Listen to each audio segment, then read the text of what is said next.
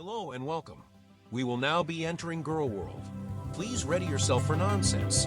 Buckle in and buckle up.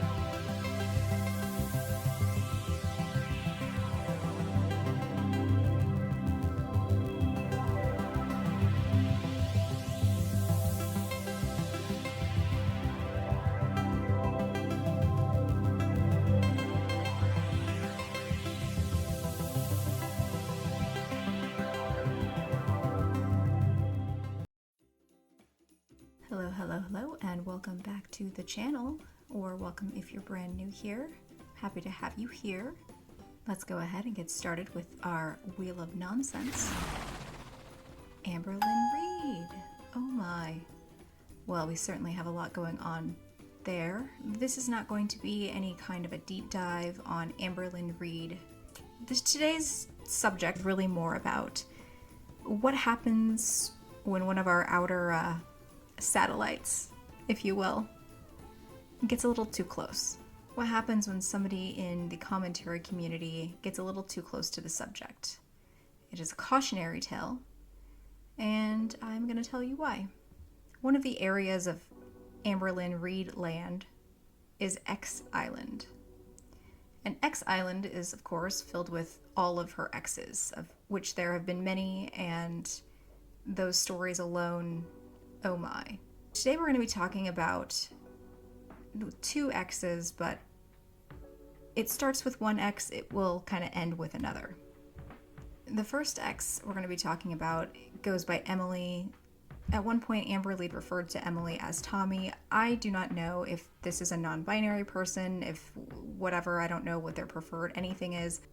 I've heard people refer to them as both, so I'll say Emily, since that is the way that this person is referred to in the majority of some of the evidence that will be brought up and whatnot. If that is incorrect, or if there is something, please do let me know, because I'm not one to be a dick like that. So, things to know about Emily. Emily lives in the Midwest, I believe Wisconsin or Michigan, somewhere where it gets really, really cold. Emily is, I believe, a nurse or some kind of a healthcare worker. I also believe Emily has a young daughter, which kind of comes into play with some of the privacy, or I don't know, it's just a thing to know, I suppose. But I think the thing most important when it comes to Emily, especially in the context of Gorl World and Amberlynn Reid specifically, is that Emily's previous partner passed away. And Emily's previous partner was larger than Amberlynn Reid. And something that Emily allegedly is into is, well, you can see from my little graphic here, you know, there you go. Now, these are allegations, but allegedly people know, I've seen, I don't know, I really don't know, but it just adds another layer of kind of darkness and intrigue and WTF-ness, right? They were first together, I want to say, about a year ago, because I believe Amberlynn Reid spent Christmas time at... Okay. Amberlynn Reid lives in Oklahoma. Amberlynn stuffed her animals in the car, and I believe her mother drove her there, all the way from Oklahoma, with these, like, an old-ass cat in the car. And that becomes a whole thing, too, right? She went to visit Emily. And she basically moved in. Like, she was there for, like, months until, like, they've had crazy weird falling outs. And, like, Emily works and all this stuff, and Amber does not. Amber just, you know, sits around waiting for her all day. I don't know really when they broke up officially, but Amber went back to Oklahoma, like, after a couple of months, I think. And Amber did not want to leave. And all of this comes out, and we have all the receipts, and we learn about how awful Amberlynn Reid is. I mean, we had inklings, right? Because we had also heard from previous exes. But we found out how kind of terrible she is. And we had some proof. And the way how we got the proof is that Emily started reaching out to people in the commentary community to share their story and receipts. And so that happened. A big player in that was Jordy, I believe, and Mr. Snowflake. But eventually, also came Rachel. And prior to this, I had watched Rachel a handful of times about, you know, various things, like a video here and there. Like, if I was bored and saw it, I would just put it on. It was fine. I didn't have any problem with it. I mean, my opinion has changed, but anyway. Rachel and Emily were chatting, talking, and Rachel decided to try to get a little more tea. It's a little bit sketchy and a little skeevy, I think. And Rachel then is able to put out these exclusive videos, and like she has voice memos, she has receipts that Emily had not really shared or talked about with other people. Rachel puts these out, and her videos do very, very well. Like, she gets a lot of new viewers. She also made a little bit of money. And what ends up coming out later, or no, Rachel preemptively puts out a video because Emily essentially is going to come out with this information, and Rachel wants to try to control the narrative. So Rachel comes out with a video, and she says, essentially she was going to pay Emily for the tea. She also, as we'll see, gets a little creepy, flirts a bit, does these things and whatever. I mean, if she wants to flirt, she can flirt, that's fine. But then she justifies it by saying that, bartenders and waitresses, they have to be friendly and flirt with people to make more money. What's the difference? There's no difference. Only there is a difference, because in journalism, which is, I guess commentary and reaction is kind of a really weak branch of, quote, journalism. But essentially, you don't pay for your sources. It's not ethical. What eventually happens then is Rachel decides not to give Emily the money, and that's why Emily then is like, well, I'm going to come out with this information. She comes out with this, and it's not a good look. People are pretty put off by it. And it's gross. And so from some of that fallout, then Rachel's like, okay, well then so essentially, a lot of the story involves DV. And Rachel says, okay, well, because the story was involving DV and I made a good amount of money, I don't want to benefit off somebody else's DV, so I'm going to actually donate this to one of the exes of Amberlynn Reed, who at the moment is having health issues and could really use the money. So she says, I'll do that. I'll put a poll up and I'll do that, right? See, and this person is Beck. Beck is, they used to go by another name, but that is their dead name. They now go by Beck. Yeah, so Rachel says she's going to do that. Well, in the meantime, Rachel also has a Discord channel. And in this Discord, she says various things. This was from 10/23/25. She says, she sent me a video of her smoking. And apparently this is like a thing for Rachel, like in the same way that maybe some people like to give a lot of food to some people. She likes to look at people smoking. So, I mean, that's okay, whatever. Then Rachel says, I flirted a little bit, not gonna lie, I wanted the tea. It got a bit uncomfortable, not gonna lie. I'm a big old flirt, and she took the bait. But that's how I got the tea, so. And then she tells the person, Jawbone, she's also speaking with, I'll show you the smoking video tomorrow, which is, just kind of really, ugh. So the thing with the money, so Jawbone, this other creator, says, genuinely considering reaching out to Emily, that kind of money would change my life. I think in regards to Rachel basically baiting Emily, and then her videos did really well and she made money. And so Jawbone is like, ooh, I should do this too, to kind of like kick up some dirt and see what I can find.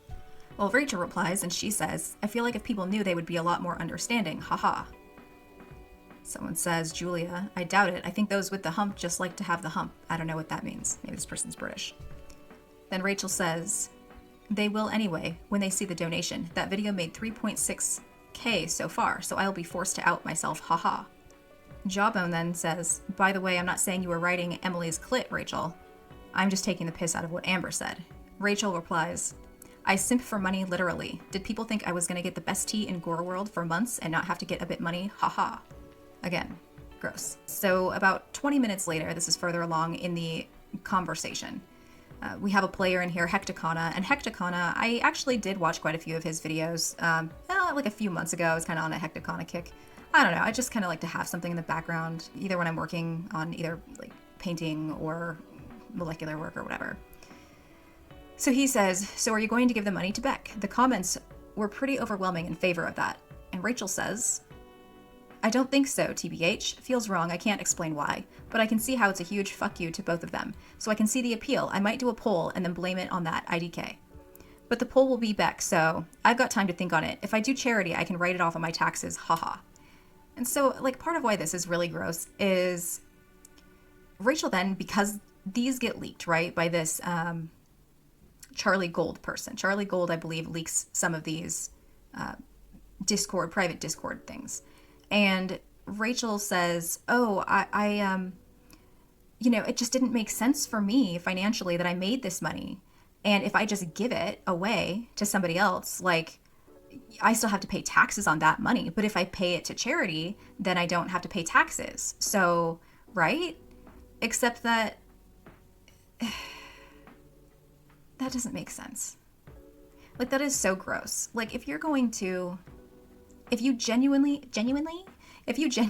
are wanting to help somebody and she actually, like, was moved to help this person out because they are a victim of DV and your videos made money off of essentially their pain and their suffering, why do this? Why do the taxes thing? Why try to make this excuse? I think she just was being selfish and being greedy. That's it. That's what it is. And, especially this is so telling, I think, when she says, I might do a poll and then blame it on that. I don't know. Like, she was already looking for some kind of an excuse, even then, before she settled on the writing it off to charity story, right? Like, she already was coming up with an excuse to not do it, coming up with a reason not to do it. Like, hello. A few minutes later, she said, it feels cleaner. If I do it to charity, I can write it off on my taxes, haha, which is absolutely obnoxious. The haha after everything, Jesus Christ. Someone replies, I didn't understand why people even suggested it until I reread the statement a second time, but both from an accounts and a moral POV, I think a charity with a registered charity number is best. Rachel replies, IDKY, yeah, I lean this way also, but there's also something satisfying and petty about giving it to Beck. Haha, I'll think about it. So the statement that she is referring to there is she wrote this big-ass statement on her community, I suppose, when she tried to get ahead of the Emily thing, and she acknowledged that she did, offer to pay her money or whatever.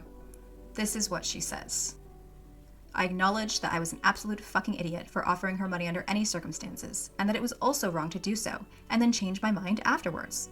At the same time, there was absolutely no way that I could, in good faith to my audience, allow a single penny of the AdSense money from your viewership go to Emily when it was clear that she was enjoying these weird mind games between herself and Amber and viewed videos made by me as punishment to Amber.